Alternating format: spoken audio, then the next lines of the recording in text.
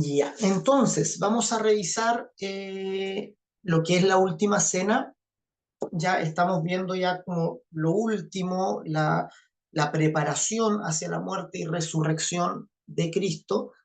Luego de la cena viene inmediatamente Getsemaní, está conectado lo que viven en la cena con la salida hacia el huerto, hacia el monte de los olivos, donde Jesús va a ser arrestado en Getsemaní. Así que ya vamos también alcanzando lo que estamos revisando en las predicaciones del día domingo. ¿Ya? Así que vamos a... la semana pasada hablamos de la entrada triunfal, si se recuerdan la muerte de Juan el Bautista y la entrada triunfal de Jesús a Jerusalén. Ya son los elementos que están preparando ya todo esto que viene, ya que va a acontecer inmediatamente. Ya vamos a compartir esto, la presentación. Y lo primero que vamos a hacer es comparar rápidamente el contenido que hay, la comparación de los relatos en Marcos, Mateo y Lucas. Vamos a ver que hay diferentes, es muy parecido. Ya Lucas integra un poco más de material dentro de la cena. El orden cambia un poquito, pero generalmente es muy similar a lo que hay, ¿ya? Y luego de esta comparación, entonces vamos a ir a sacar algunas lecciones importantes, ¿ya? de lo que vemos. Ya, este es el panorama general de los tres sinópticos. Recuerden que estamos revisando los evangelios sinópticos en su conjunto. Ya Juan lo hemos dejado afuera para poder concentrarnos en el relato de los sinópticos, que son muy parecidos. Ya el relato de la cena en Juan es, digamos, diferente porque comienza con el lavamiento de los pies de los discípulos, ya en el capítulo 13, y luego se alarga con discursos, que es algo muy común en Juan. Ya Juan a veces está en un contexto, Jesús empieza a hablar y el discurso se alarga y parece como que se pierde el contexto. Ya el discurso se comienza a alargar y uno no sabe a dónde terminó lo que empezó. Ya pasa en Juan 3, por ejemplo, cuando Jesús está hablando con Nicodemo y de pronto Jesús se empieza a alargar el discurso y el discurso, la historia se pierde en el discurso, ¿ya? Y no hay un remate. Ya Juan no dice que se cerró la reunión con Nicodemo, que Nicodemo se fue para un lado, que no se cierra, ya continúa y se pierde en el discurso. Lo mismo pasa en la cena.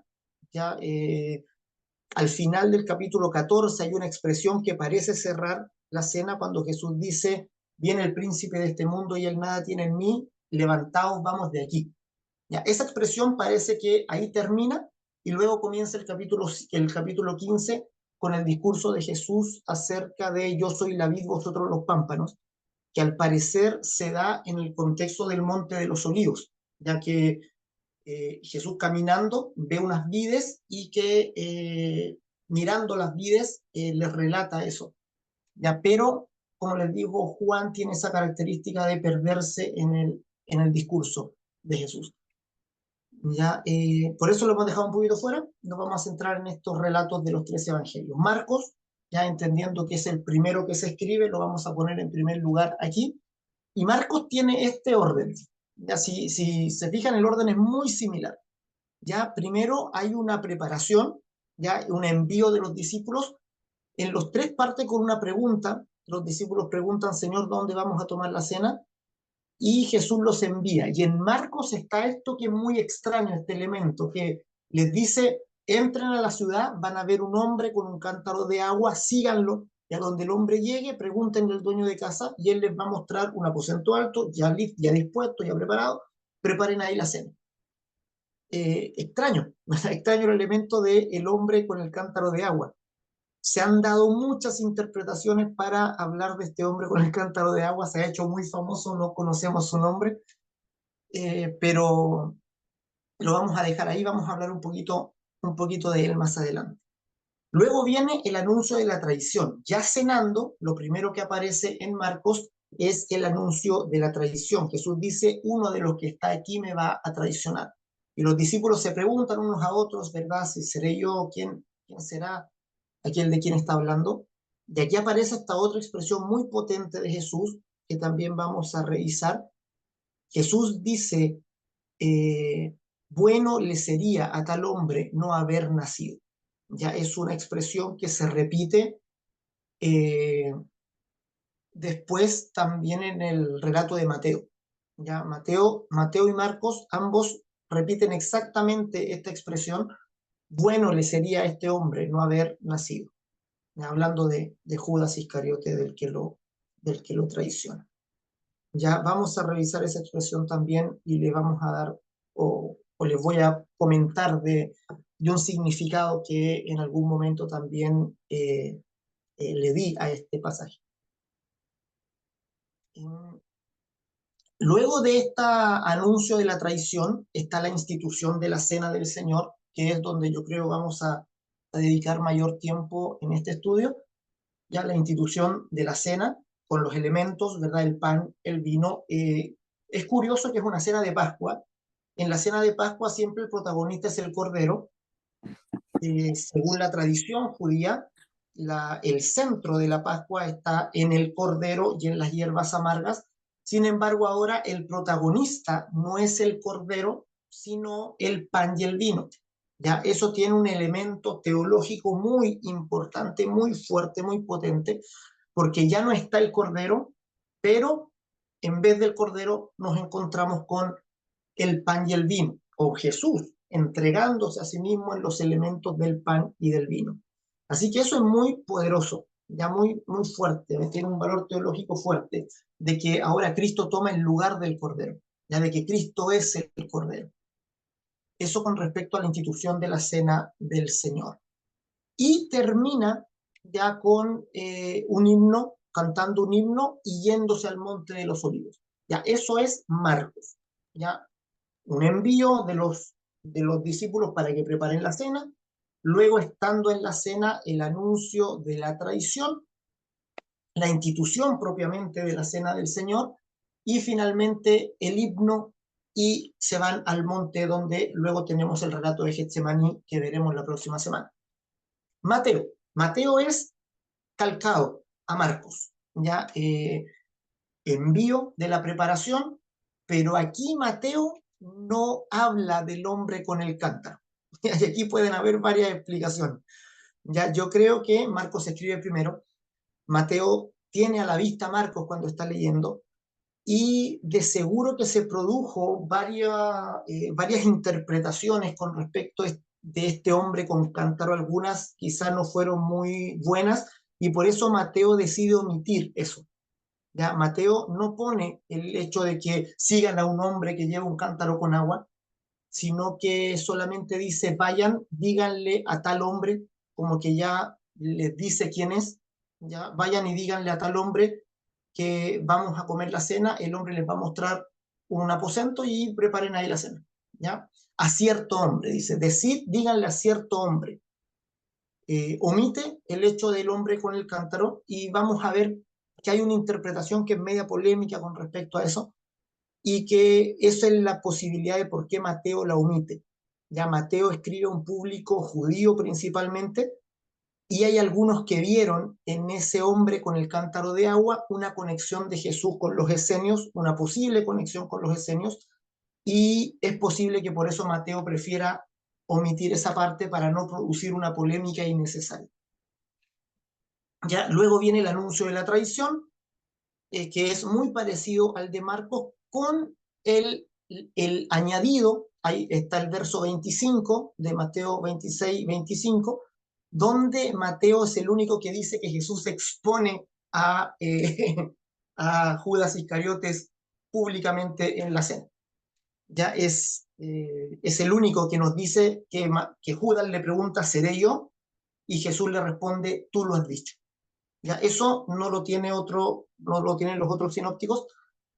Y Juan en su relato es el que dice que Jesús le dice solo a él, ya, quién es el que lo va a traicionar. En el relato de Juan, en la cena, Juan está recostado en el pecho de Jesús y le pregunta, Ya le pregunta directamente quién va a ser. Jesús le dice el que moja el pan en el plato conmigo y unta el pan en el plato y se lo da a Judas Iscariote. Y hay una expresión muy potente ahí que dice que cuando tomó el bocado, dice, Satanás entró en él. ¿Ya? Ese es el relato de Juan, ya que igual estamos hablando de Juan, aunque dijimos que lo íbamos a dejar afuera. ¿Ya? Difícil dejar afuera a Juan, pero para que hagamos esa comparación. Aquí, ¿verdad? Mateo es el único que habla, que se acusa, digamos, Judas Iscariote diciendo seré yo, y Jesús le dice tú lo has dicho. Eso es único de Mateo. Luego viene la institución de la cena, muy similar a Marcos, y finalmente también cantan el himno y salen al Monte de los Olivos en el verso 30. ¿Ya? Muy, muy parecido. Lucas también es el único que contiene un poquito de más diferencias. También hay un envío a la preparación que contiene al hombre con el cántaro de agua de Marcos, ¿ya? Es decir, Lucas no tiene problema con copiar eso de Marcos, ya del hombre con el cántaro de agua. Luego viene, y aquí hay una pequeña diferencia, la institución de la cena viene primero y luego el anuncio de la traición. Y en el anuncio de la cena, Lucas agrega esta expresión, hagan esto en memoria de mí. Es decir, en Mateo y en Marcos no tenemos la expresión como la orden de Jesús que esto se continúe haciendo. Ya si solo leemos Marcos y Mateo nos parece que nos está relatando la cena que tuvieron, pero eso queda ahí. Ya en Lucas se entiende que el deseo de Jesús es que ellos sigan practicando esa cena. ¿Ya? Y se dice, hagan esto en memoria de mí. Y eso lo toma también en Corintios el apóstol Pablo para hablar de la cena del Señor y de la importancia de tomar la cena del Señor. Luego viene el anuncio de la traición, similar a los anteriores, y Lucas incluye algunas otras cosas dentro de la cena que los otros evangelios no lo tienen dentro, lo tienen en otro lugar, como la discusión por quién es el mayor.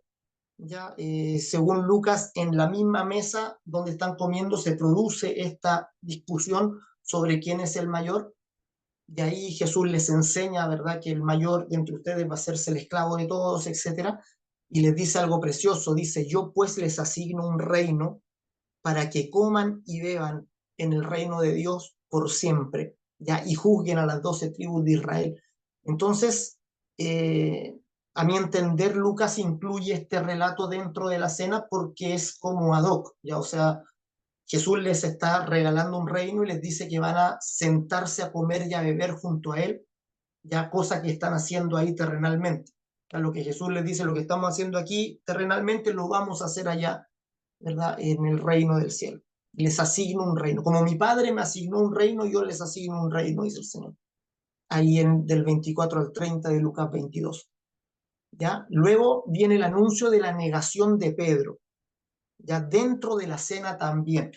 Marcos y Mateo tienen este anuncio de camino a Getsemaní, ya no en la misma cena, es decir, salen a Getsemaní y en el camino a Getsemaní Jesús anuncia la negación de Pedro. En Lucas la negación de Pedro está dentro de la misma cena.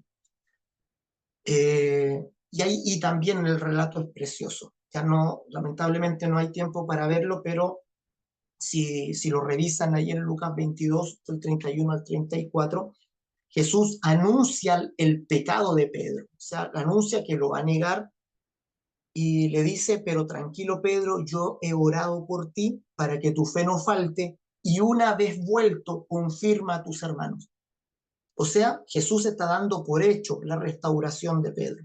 Pedro le dice, o sea, Jesús le dice, Pedro, vas a fallar, ¿verdad? Vas a estar mal, pero tranquilo porque yo he orado por ti para que tu fe no falte. Y cuando regreses, confirma a tus hermanos. Es decir, cuando regreses vas a ser aún de más bendición para los demás de lo que fuiste antes.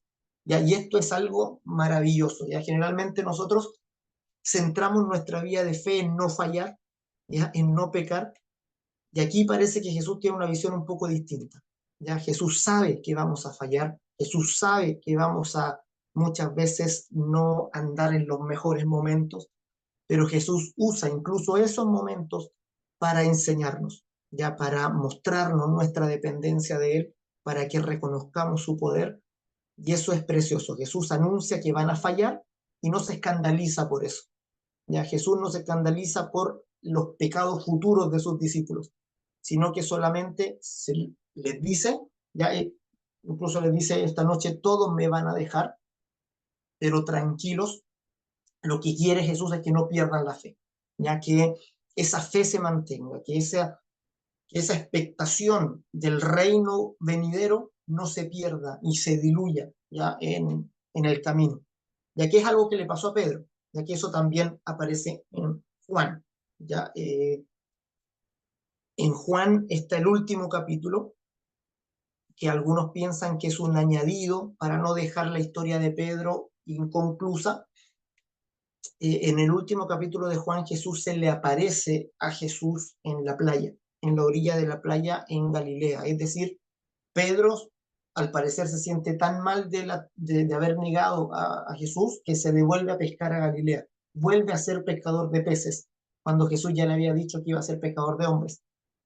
Y Jesús se le aparece ya resucitado en la playa.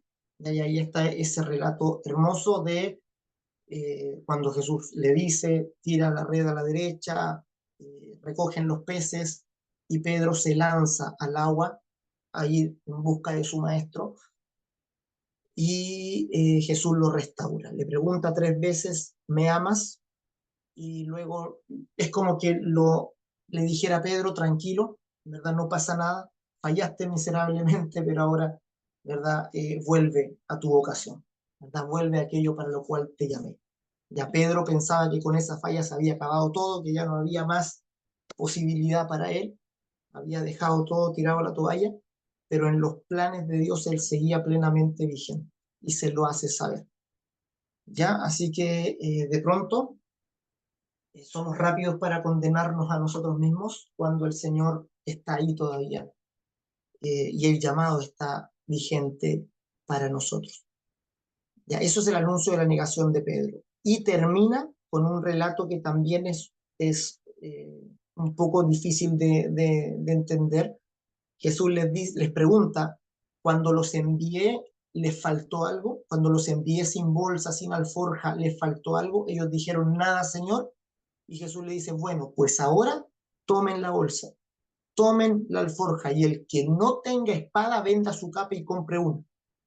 Es decir, Jesús les dice, como que ahí, cuando los envió, eh, estaba seguro el ambiente, ahora ya no es seguro. Jesús les dice, ahora cambió la condición. Incluso le dicen a Jesús, Señor, aquí hay 2 espadas, y Jesús les dice, basta. Les dice basta no como, sino que en el sentido de suficiente, ya es suficiente con eso. Y por eso se entiende que Pedro haya tenido una espada cuando arrestan a Jesús y Pedro la usa en contra de uno de los soldados y le corta la oreja a Malco. Eh, ¿Por qué les pide eso? Ya es también, yo lo entiendo como que Jesús le está diciendo que cambiaron las condiciones, que se cuiden, ya que en algún momento estaban muy seguros cuando él estaba, nada les pasaba, pero que ahora en el arresto de Jesús corrían verdadero peligro, ¿ya? Y que fueran prudentes en el accionar. Ya obviamente Jesús reprende a Pedro con el uso que hace de la espada cuando casi mata a Malco, pero no era esa la intención que tenía, pero yo entiendo que Jesús les está diciendo, mira, los tiempos cambian, ¿ya? Y hay que muchas veces darnos cuenta de la temporada que estamos viviendo para saber cómo actuar. ¿Ya? Eso con respecto a esta panorámica de la cena del Señor en los 3 evangelios. ¿Ya? Por eso Jesús les dice, pues ahora. ¿Ya? Primero les dije, no lleven alforja, no lleven dinero en el cinto, pero ahora tomen todas esas cosas. Ya no podemos hacer quizá un dogma de eso, y algunos grupos religiosos han hecho dogma de eso que Jesús dice, no lleven alforja ni cosas para el camino. Jesús les da a entender que es algo circunstancial. ¿Ya? Pues ahora. Así que eso, ya esto con respecto a los tres evangelios. Vamos a ver qué lecciones ya podemos aprender acerca de esto. Ya como les dije, si tienen alguna pregunta en cualquier momento la pueden hacer, no hay problema con eso. Primero, ese detalle que les dije anteriormente del hombre con el cántaro. Ya no se sabe quién es, no se sabe por qué aparece en el relato, es obviamente extraño, ya que Jesús les diga, mira, entren en la ciudad, van a encontrar un hombre con un cántaro de agua, síganlo. Pero también no es extraña la orden, pero Jesús en el Evangelio da otras órdenes también igual de extrañas. Ya, por ejemplo, en una ocasión le dice a Pedro, cuando Pedro necesita plata para pagar el didracma, el impuesto al templo, le dice a Pedro, anda, saca un pez y sácale el estatero de la boca. ¿Ya? Entonces, también es una orden bien que desafía el sentido común. Ahora que Jesús le diga, mira, entren a la ciudad y van a ver, y le diga lo que va a ocurrir, ¿verdad? Lo que está imprimiendo el texto, el espíritu del texto, es el control que Jesús tiene sobre lo que va a ocurrir. Básicamente le dice a Pedro, mira Pedro, anda, pesca un pez y el primer pez que pesques, ábrele la boca y sácale la moneda. ¿Verdad? Es decir, ¿quién puede decir eso? ¿Verdad? ¿Cómo puede saber que Jesús que iba a salir un pez con una moneda dentro? Ya habla del dominio finalmente que Jesús tiene incluso más allá de su humanidad. Ya son eh, digamos, brillos que nos hace dentro de la humanidad de Cristo que nos relata el Evangelio, son esos brillos de divinidad que aparecen muchas veces en Jesús, ya cuando Jesús les da la orden y parece que Él conoce de antemano todo lo que va a ocurrir. Entonces, eso parece a primera vista, ya, aunque como les digo, se ha interpretado de maneras diversas. Ya hay una interpretación muy extendida acerca de que Jesús les dice, mira, sigan a un hombre con un cántaro, y lo que se enseña es que las mujeres llevaban cántaros con agua y no los hombres, y que por eso la señal de un hombre con un cántaro de agua es algo muy extraño, ya algunos llegan a decir hasta imposible verlo, que no sé si será tan así, pero era algo no común. Entonces, obviamente, como Jesús que está desafiando la cultura de ellos, algo así, ¿verdad? O se toma por ese lado, como que era una señal de ruptura cultural, etcétera. En ese sentido, a veces se interpreta este hombre con cántaro, porque generalmente las que llevaban el agua en cántaros a las casas eran las mujeres. Ya otra interpretación, como les dije, un poco más polémica, es este enlace que algunos pueden hacer con esto de Jesús con los esenios. Los esenios eran un grupo que se había apartado al desierto porque veían la corrupción que había en el templo y ellos esperaban también la renovación de todas las cosas. Era un grupo judío, mesiánico, que de alguna manera se apartó de la fe oficial de Israel, eh, un poco como una secta, ya saliendo al desierto e interpretando las propias escrituras judías, copiándolas muchas veces. Se piensan que los esenios también tuvieron que ver en esas copias que se encontraron en las cuevas de Qumran, que ellos las mantuvieron, las cuidaron, y que por eso pudieron ser encontradas tantos años después sin tanto daño. Eh, y los esenios claramente la mayoría eran célibes, y algunos comentaristas dicen que no todos estaban en el desierto, sino que también habían esenios dentro de la ciudad. Y estos esenios, al ser célibes, ellos mismos llevaban los cántaros con agua. Entonces Jesús, al decir, mira, entren y vean a un hombre con un cántaro de agua, lo que está revelando es esa conexión, ese nexo con los esenios.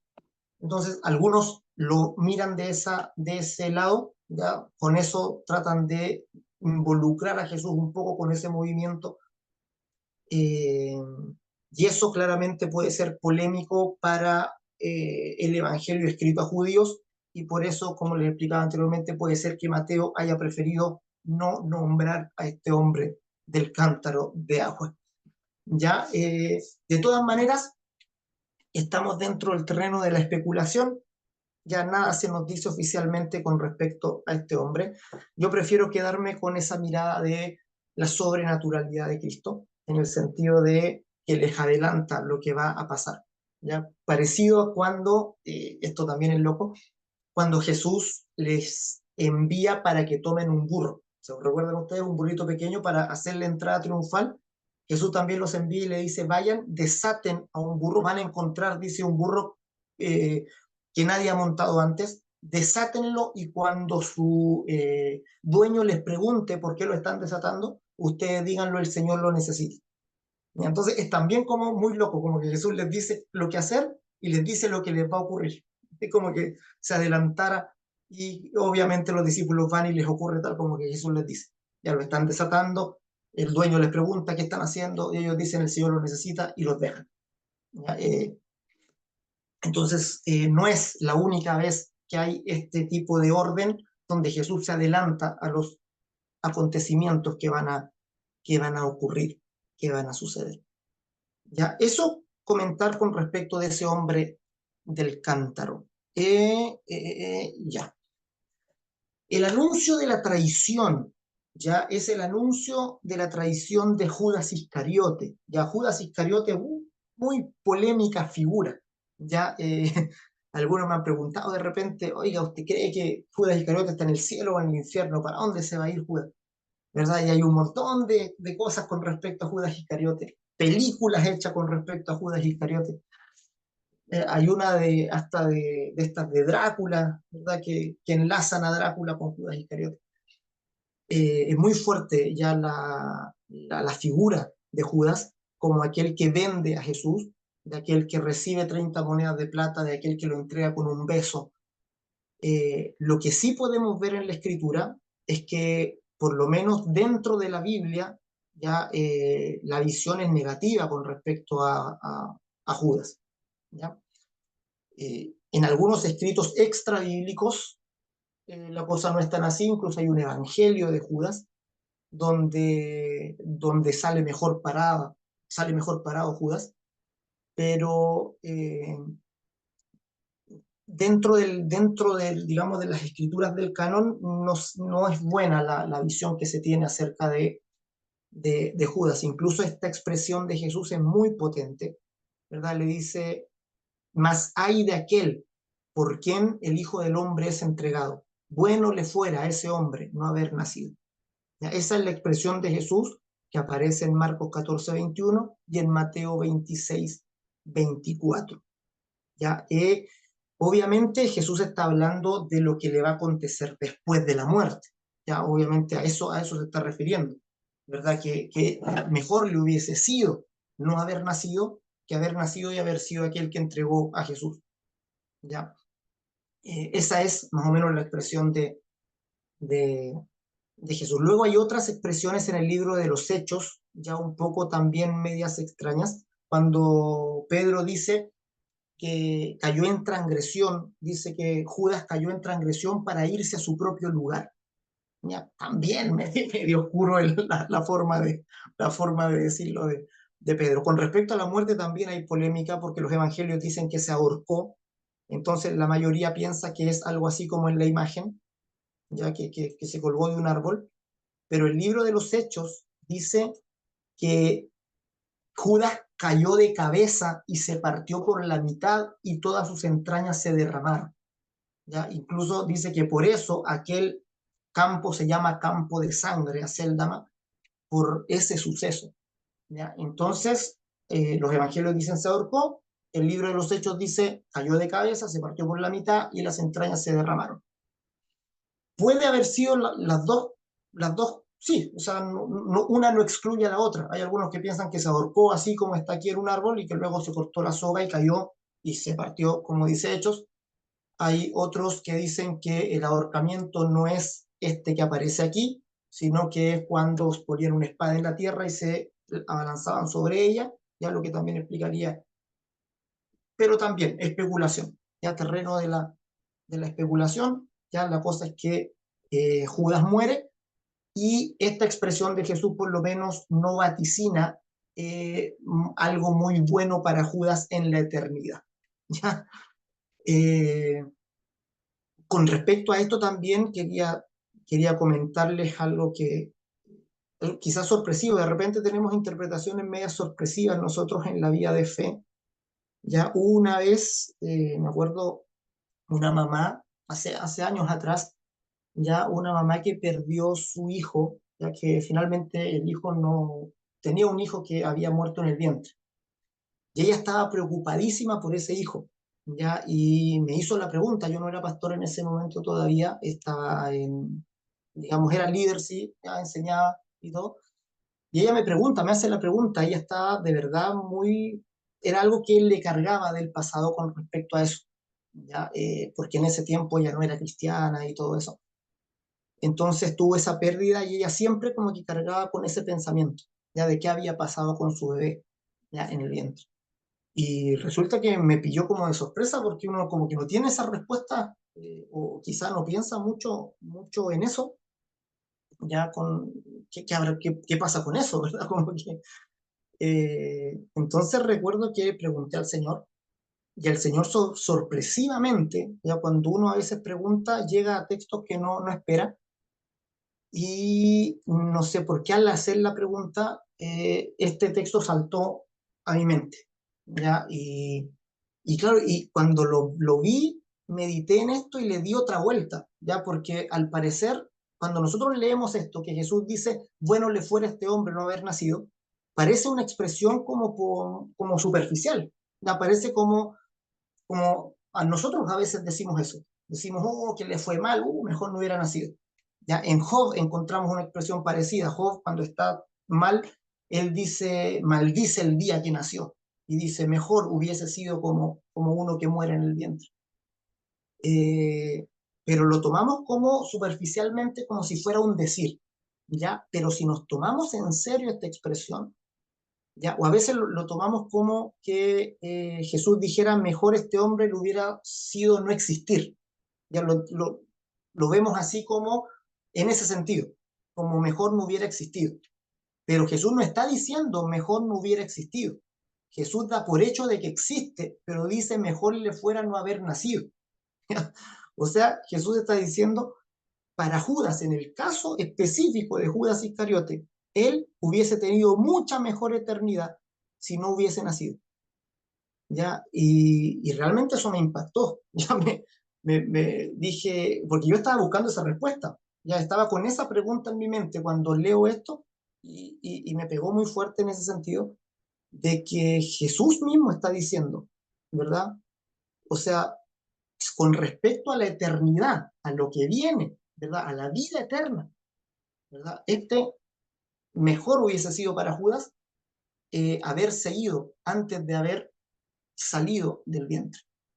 ¿Ya? Y esto es poderoso, ¿ya? O sea, yo en ese momento lo sentí y sentí de parte del Señor eso, que Jesús traía esta palabra para traer consuelo a esta mujer que estaba sufriendo y, y lo entendí de esa manera y también se lo comenté, ya se lo expresé en ese sentido, de que, de que realmente, ¿verdad? Aquellas personas que no alcanzan a nacer tienen un espíritu, ya son personas, incluso antes de romper la matriz para salir, ya son consideradas por Jesús como personas. Ya Jesús dice, bueno le fuera a este hombre no haber nacido, es decir, ya era personalidad antes de nacer. Eh, entonces ahí en ese momento le dije, ¿verdad? O traté de transmitirle esto, de que sentía eso, de que el Señor nos considera seres humanos, como considera espíritus, aún antes de salir, y Él tiene a bien, ¿verdad? Él es justo, es bueno también para con esos espíritus que no alcanzan siquiera a ver la luz del sol, y el Señor los tiene guardados. En ese sentido yo le comenté o le comuniqué esto que sentía mi corazón, que en algún momento quizá no lo conocieron aquí en la tierra, pero sin duda lo conocerían en la eternidad. ¿Ya? Así que un pasaje, mis amados, y esto tiene de precioso la escritura, que quizá no tiene que ver con eso, ya que no tiene que ver con ese tema, digamos, pero nos puede dar respuesta ya de alguna inquietud que tengamos ya en otro sentido, ya en otra área, ya palabras como esta. Entonces, eso con respecto a este anuncio de la traición de Jesús. Ya la cena del Señor. Luego de la negación, por lo menos en Mateo y en Marcos, ese es el orden, viene el anuncio de la traición, luego viene la institución de la cena del Señor. Ya, y la institución de la cena hay muchos elementos bien interesantes, vamos a tratar de ir mirándolos eh, uno por uno. Primero, acerca de la cena del Señor. Le puse ahí, literalismo, simbolismo o representación. ¿Cuál es nuestra posición con respecto a la cena del Señor?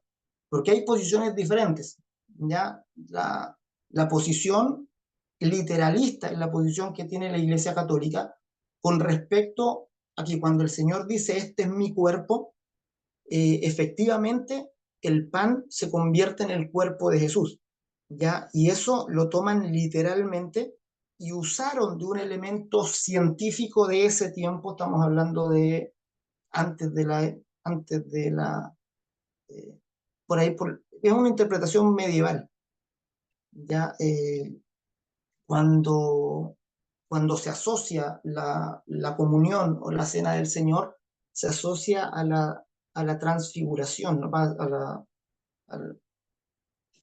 a decir que cambia su sustancia, pero no cambia su forma, la transubstanciación.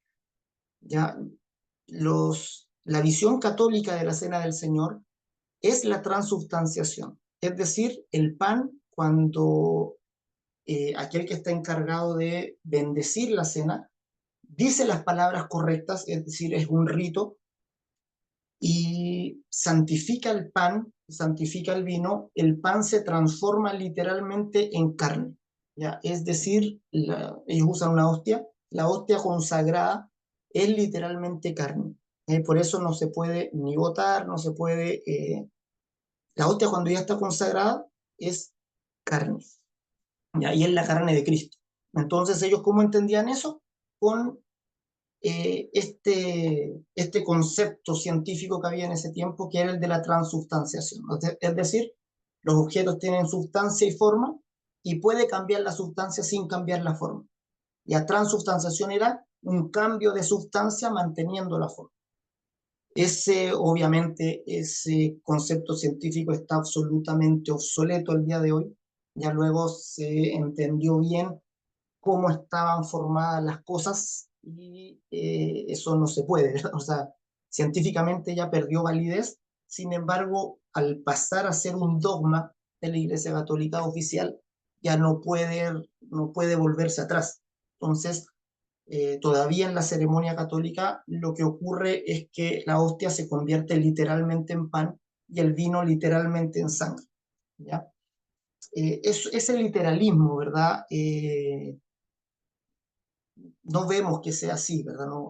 No entendemos así la cena del Señor, por lo menos las facciones protestantes o evangélicas, ¿ya? Sin embargo, los evangélicos actualmente, la mayoría nos hemos ido al otro extremo, ¿ya? Y hemos visto la cena como un simbolismo, ¿ya? Ver la cena como un simbolismo significa decir, eh, el pan y el vino son símbolos, ¿ya? O sea, son algo que no es real lo que está ocurriendo, sino que es un rito simbólico, ya que estamos haciendo, que finalmente no es realmente sangre y carne, sino que son símbolos, ya como que estuviéramos hablando de, no sé si han jugado de estos juegos de la metrópoli, de repente en la gran capital ya hay billetes, ya un billete en el juego de la metrópoli es un símbolo de un billete real, ¿ya?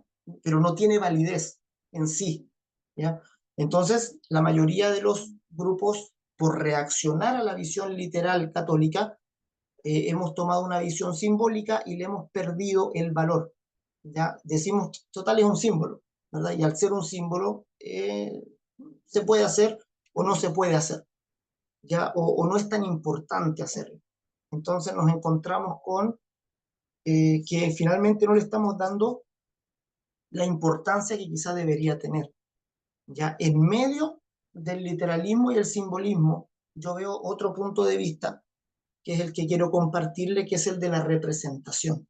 ¿Ya? O sea, algo simbólico, ¿verdad? Puede ser cualquier cosa, ¿ya? Cualquier cosa que me esté simbolizando esto.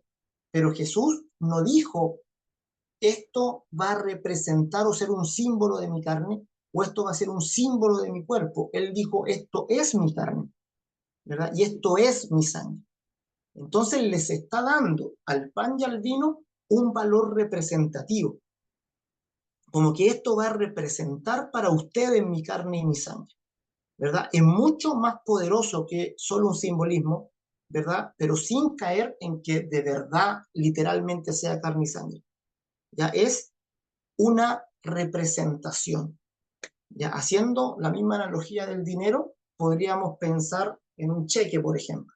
¿Ya? El cheque no es un billete, pero tiene el mismo valor, ya, que el billete. El cheque es real, ya tiene valor real, aunque no es literalmente el billete, tiene el valor mismo, ya, y funciona como si fuera para transacciones reales.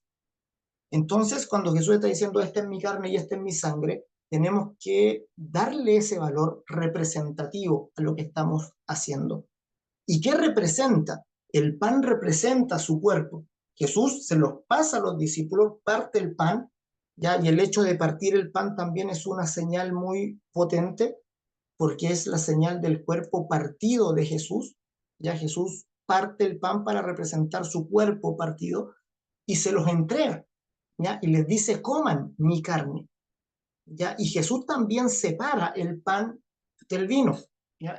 En los tres relatos ya de la cena del Señor está separado, no está todo junto, está separado. Primero el pan, luego el vino, ¿ya? En ese orden. ¿Ya? Primero el pan. ¿Y qué representa el cuerpo de Cristo para nosotros? El cuerpo partido de Jesucristo. ¿Ya? Está representando principalmente sanidad. ¿Ya? Y tenemos el texto de Isaías 53, donde dice que por su llaga fuimos nosotros sanados. Ese texto de Isaías 53 es interpretado por Mateo, ¿ya? Y Mateo 8, fíjense lo que dice y cómo lo interpreta Mateo a Isaías. Dice, y cuando llegó la noche, perdón, ahí está, y cuando llegó la noche trajeron a él muchos endemoniados, y con la palabra echó fuera a los demonios, y sanó a todos los enfermos, para que se cumpliese lo dicho por el profeta Isaías cuando dijo, él mismo tomó, él mismo tomó nuestras enfermedades y llevó nuestras dolencias. ¿Ya? Mateo interpreta a Isaías 53 y lo aplica a la sanidad que Cristo está haciendo entre el pueblo, ya sanidad física. Está sanando sus cuerpos y dice, esta sanidad es para que se cumpliera la escritura, que dice, y cita Isaías 53, él mismo tomó nuestras enfermedades y llevó nuestras dolencias. Primera de Pedro 2:24 dice, quien llevó él mismo nuestros pecados en su cuerpo sobre el madero. ¿Ya? ¿Ya? Y eh, luego dice, para que nosotros, estando muertos a los pecados, vivamos a la justicia y por cuya herida fuisteis sanados. Entonces hay un elemento de sanidad en el cuerpo de Cristo, hay un elemento de sanidad en el Evangelio en sí que tenemos que considerar, ya que está implícito en las palabras de Jesús y que quizá hacemos mal en menospreciar muchas veces. El ministerio de Jesús llevó adelante esta sanidad divina que entendemos que tiene sus limitaciones. Obviamente, un milagro de sanidad no puede cumplirse por siempre en una persona, ¿verdad? O si no, viviría para siempre, pero es un elemento importante dentro del testimonio de Jesús. Eh, Alguien me escribe aquí por el chat, déjenme leerlo. Roberto. Sí, sí, como tú dices, los padres de la iglesia, ya la iglesia primitiva, tendían a ver la Eucaristía más literal, y por eso cuando apareció el tema de la transubstanciación, para ellos fue algo a lo que se aferraron, ya echaron mano de ello inmediatamente como para probar, pero en la iglesia primitiva, por lo menos en los primeros años, tenía mucha importancia al punto de que en el libro de los Hechos se dice, de la reunión de los cristianos, se dice se juntaban para partir el pan. Ya esa es la expresión que se utiliza. Ya se juntaban para partir el pan. Ya los padres de la iglesia mantuvieron esa importancia, ya ese, ese literalismo ya que les venía muy bien ya, a la interpretación alegórica que también gobernaba mucho su forma de interpretar la Biblia en ese tiempo. ¿Ya? Así que eso, el pan como sanidad. ¿Ya? Entonces, yo veo un elemento de sanidad ahí importante que nos hace bien en la cena. Y por eso, también cuando nos propusimos y estábamos replanteando todas las cosas al plantar la iglesia, nos decidimos a tomar la cena siempre. O sea, cada vez que nos juntáramos, todos los domingos. Algunos por ahí me dicen, oye, a lo mejor no es bueno porque a lo mejor se van a acostumbrar, le van a perder el valor. Yo creo que es lo contrario, ¿ya? Y argumento lo contrario, que mientras más lo tomamos, más valor le damos, ¿ya? Y mientras más tomamos la cena del Señor, más deberíamos involucrarnos en el misterio que está implícito en lo que hacemos, ¿ya? En el valor del pan, en el valor del vino como representantes de su carne y de su sangre. Ya su sangre obviamente es el perdón de los pecados. Para esto se nos hace más fácil entender la sangre como perdón del pecado que el pan como sanidad del cuerpo. ¿Ya? ¿Por qué? Porque la sangre como perdón de pecados está mucho más desarrollado por Pablo. Entonces, se nos hace más fácil por la lectura de las cartas de Pablo. ¿Ya? Pablo se centra mucho en la sangre de Jesús como el elemento del perdón. Dice a quien Dios puso como propiciación por medio de la fe en su sangre para manifestar, para manifestar su justicia a causa de haber pasado por alto en su paciencia los pecados pasados. Ya habla de que la fe en Cristo es la fe en su sangre. ¿Ya? Y en Efesios 1:7, en quien tenemos redención por su sangre, el perdón de los pecados según las riquezas de su gracia. Entonces, Pablo al desarrollar el elemento del perdón y de la reconciliación, ya poniendo como centro la sangre de Cristo, entonces se nos hace mucho más familiar el elemento de la sangre como el perdón de los pecados. ¿Ya? Y está muy bien y tiene que ser así y tenemos que estar centrados en la sangre de Cristo para nuestro perdón. Eso lo tenemos que afirmar y entender que fuimos perdonados no por algo que hicimos, sino por esa sangre que se derramó en la cruz del Calvario. Ya lo tenemos que entender al mismo nivel que el cuerpo golpeado de Cristo resulta en nuestra sanidad, ya resulta en la sanidad y en la salud del cuerpo. ¿Ya? Eso es algo que quizás no tenemos tan familiarizado, ya porque no es algo que se desarrolle después, ya más adelante, pero está de todas maneras ahí planteado. ¿Ya? Que los elementos sean ingeridos es algo precioso, ¿ya? Y por eso la cena del Señor es algo que me emociona mucho, ya cada vez que la tomamos, porque es Cristo entrando en nosotros. ¿Ya? Y eso es muy lindo, el significado que tiene. No es un elemento externo, ya es algo que ingerimos, es algo que entra en nosotros. Entonces, en el culto que rendimos juntos al Señor, adoramos al Señor, ¿verdad? Lo bendecimos, cantamos juntos, escuchamos la palabra del Señor, pero también hay un elemento que entra literalmente en nosotros y se hace parte nuestra. ¿Ya? Y eso es algo que no podemos olvidar. Cristo viene para hacerse uno con nosotros. ya para ser parte de nosotros. Ya en Juan, que no lo dejamos de lado para nada, ¿verdad? Juan 6 dice, el que come mi carne y bebe mi sangre tiene vida eterna y yo le resucitaré en el día postrero. No sé si se alcanza a ver ahí Juan 6:55. Porque mi carne es verdadera comida y mi sangre verdadera bebida. Y el verso siguiente, el que come mi carne y bebe mi sangre, en mí permanece y yo en él.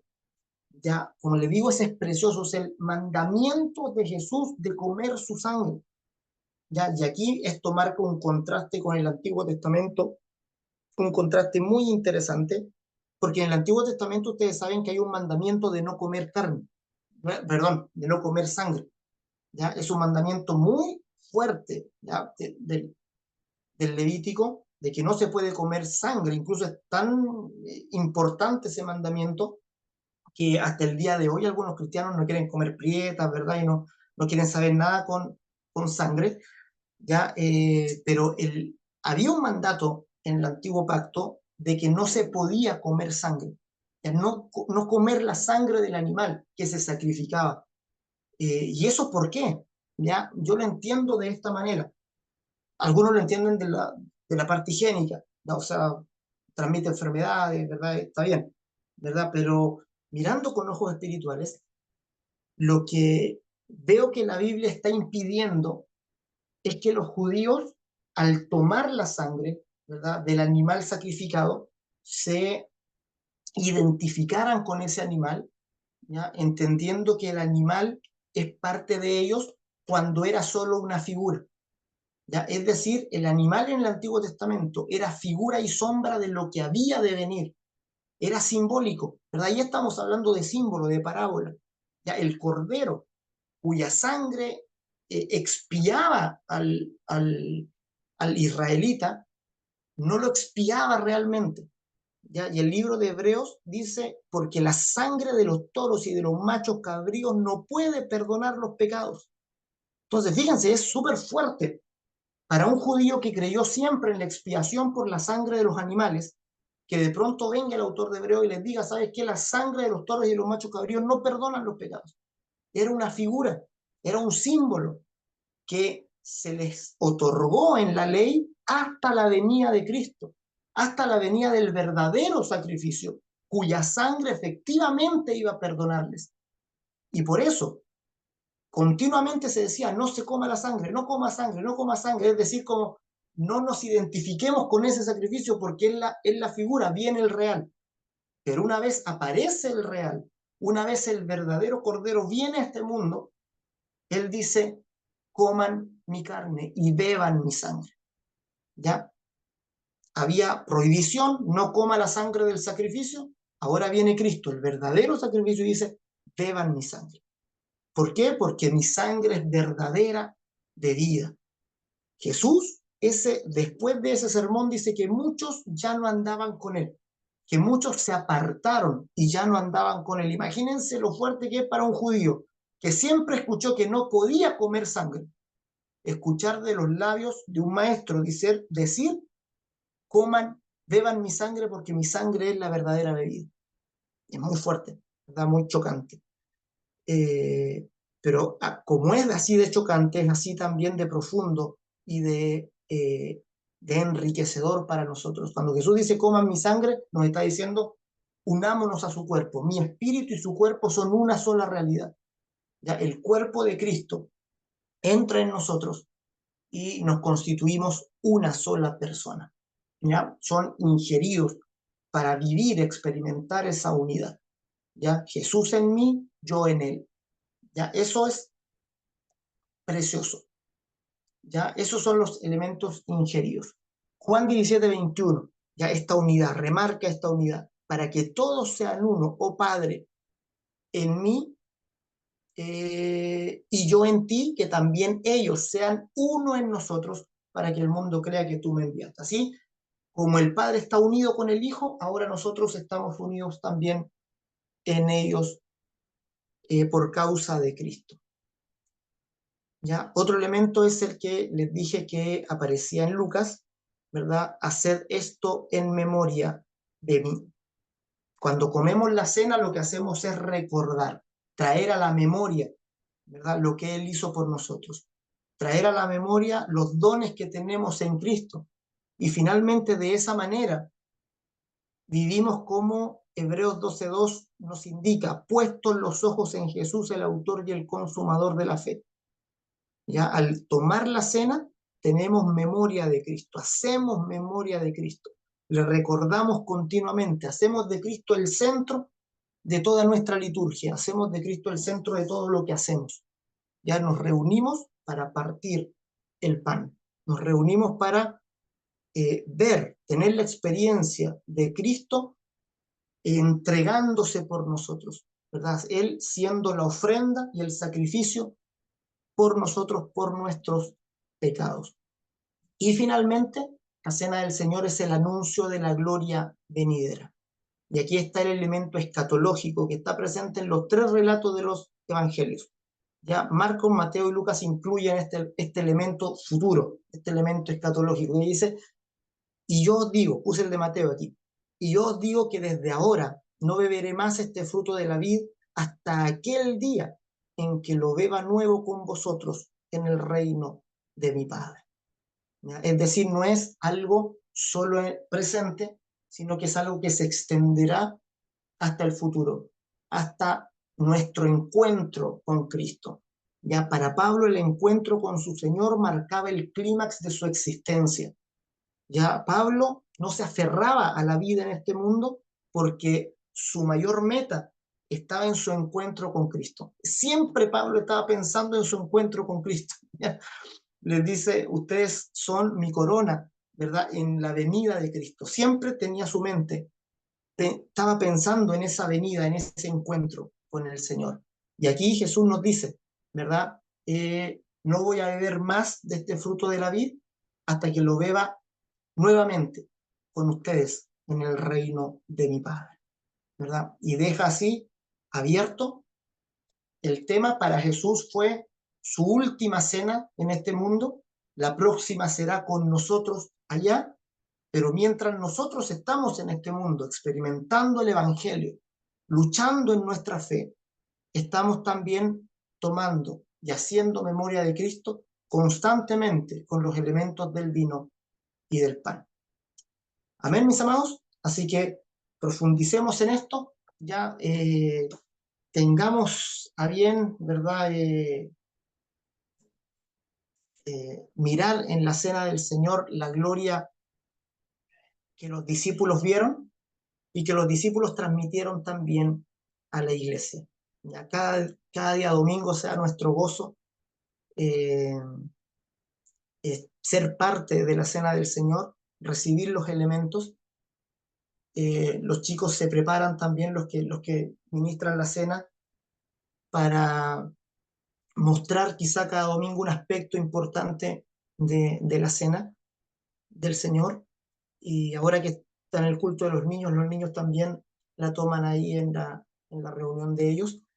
Así que aprovechemos, ya tengamos, cuando la tomemos, tomémosle discerniendo el cuerpo de Cristo, ya siendo parte integral, recibiendo los dones del Señor, ¿verdad? Y yo sé que vamos a ser por ello mucho más saludables y vamos a hacer por ellos también tener mucha mayor seguridad en la salvación que Él nos dio.